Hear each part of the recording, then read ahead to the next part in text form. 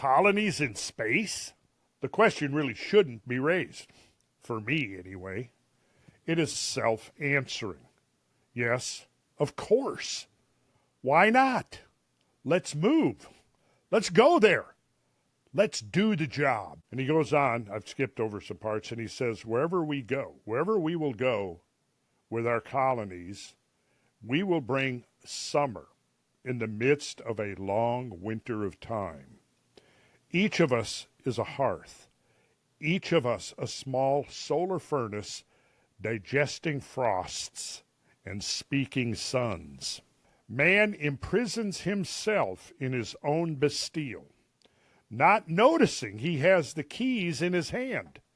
Anytime he wishes, he can unlock, step forth, fly, be free. We must become citizens of the universe. The universe says no to us. We, in answer, fire a broadside of flesh at it and cry, yes. Other worlds do not live. We'll stir them with our limbs. Other parts of the universe cannot see. We will bring a gift of eyes. Where all is silence, this thing we call human will speak. Let's do this. Let's do the job. I love it. You ever read the treatise on initiations by Asclepius? Revelation of Asclepios. Is that Hermetic? Yes. Yes. Yeah, I think I have. I've read through most of those. Say it again. What's the title of it? A Treatise on Initiations. Oh, yeah. By Asclepios. Yeah.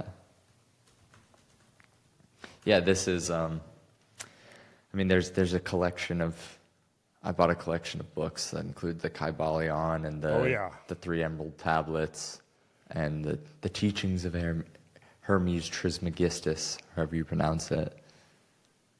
So this was the god was speaking to Asclepius. And Asclepius was despairing the fate and condition of mankind, his fellow species. Mm-hmm.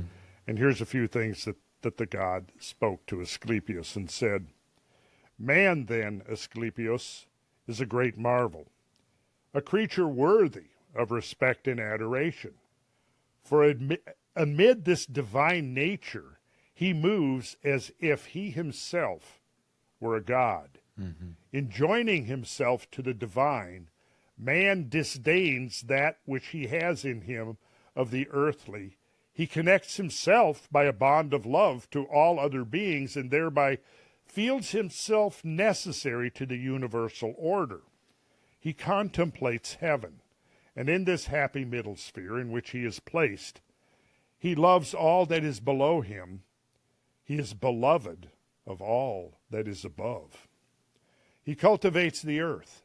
He borrows the speed of the elements. His piercing thought fathoms the deep of the sea.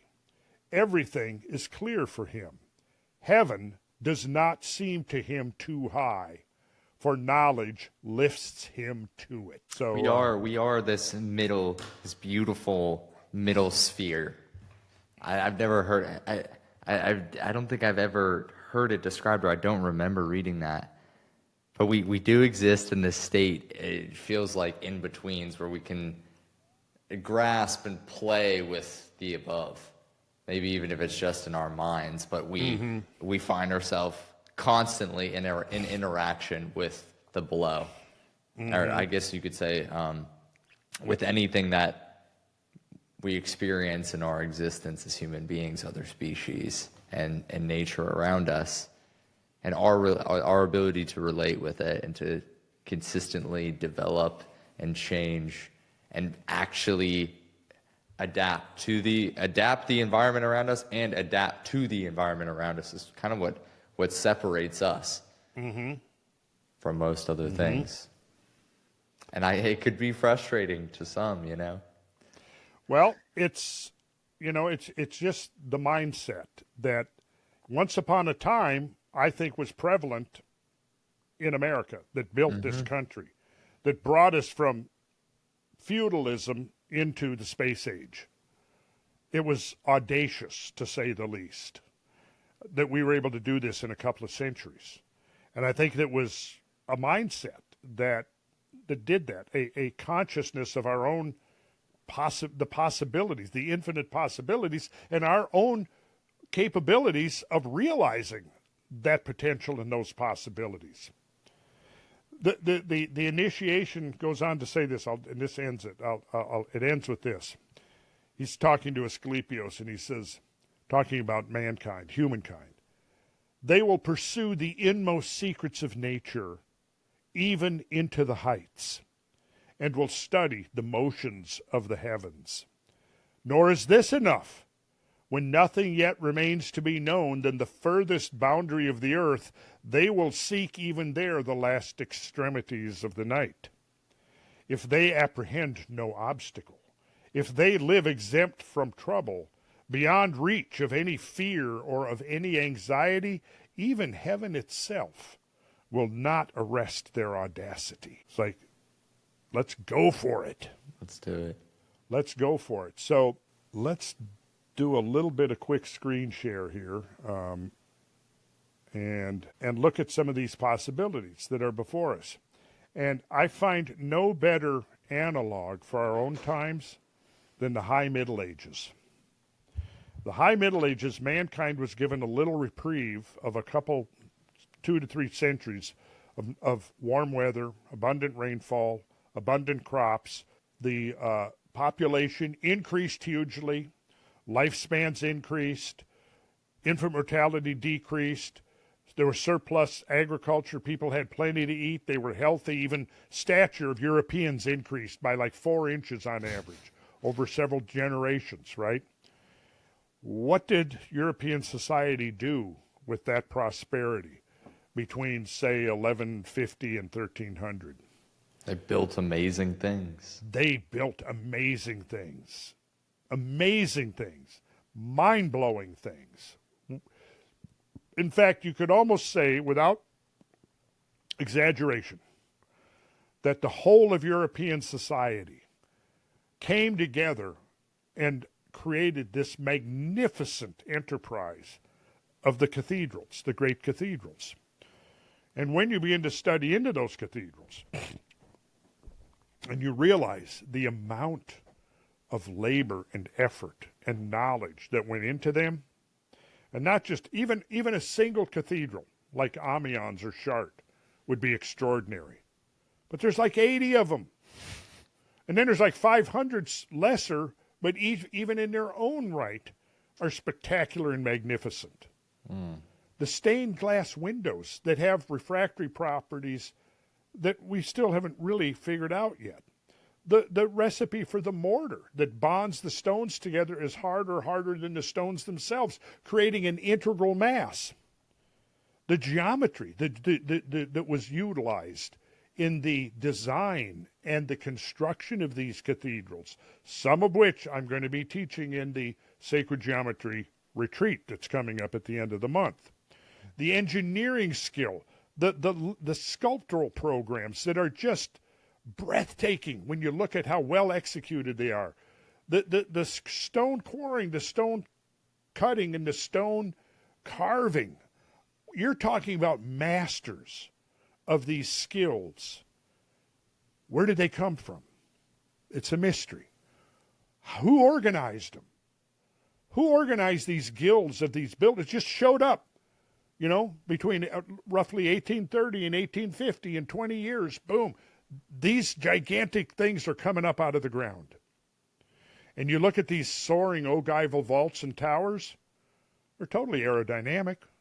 Look sometime, in fact, I can show you a slide here where you look at the cross-section of the ogival vault of Chartres and superimpose that on the aerodynamic form of the space shuttle. Perfect fit, right? They were showing us the spires with the cross at the top. Well, the cross is the symbol of the material world, isn't it? It's the symbol of Earth, right? What happens when you put that cross on the top of the tall, tapered steeple, which coincidentally has very similar proportions to that of a rocket ship. Look at a Saturn rocket ship and then look at your typical church steeple. It's like a symbol. It's right there. It's like, here's the rocket ship lifting up the material world towards the heavens. That's what every church steeple with a cross on the top is signaling, that message to us. Somebody back then in the high Middle Ages, some force, something, was able to inspire a whole continent of people to pick up trowels and go to work on this great project. And only when the climate finally turned on them in the 1300s, when the Little Ice Age, when that warm period came to an end and the Ice Age came back, and the crops failed in the field, and people started going hungry again. And then after a generation of hunger and malnourishment, the Justinian plague wiped out half the population of Europe. At that point, the great enterprise was done. It wasn't 100% finished, but they got as much done as they could in that window of opportunity before that window closed. We have a window of opportunity. We're not going to be building cathedrals of stone right out on the plains of Europe. We're going to build cathedrals of precious cosmic metals that we can mine ourselves from the moon, from the asteroids, and we will build the holy city. We will build a cosmic civilization. And if we can succeed and do that, well, yeah, the angels will open the gateways for us and say, yep, you've proved your worth. You can now rejoin the celestials. But until you've proven the worth, we're going to stay out of your business. We're going to let you know we're here. Oh, yeah. We're going to let you know we're here. And we've been here all along. But it's part of our creed is we don't intervene. We don't intervene. We have a strict policy of non-intervention until we get signals from you that you're standing at the doorway and you're knocking at the door. And if we deem you worthy, we'll open that door. And that could happen. That could happen within a couple of years, within a few years.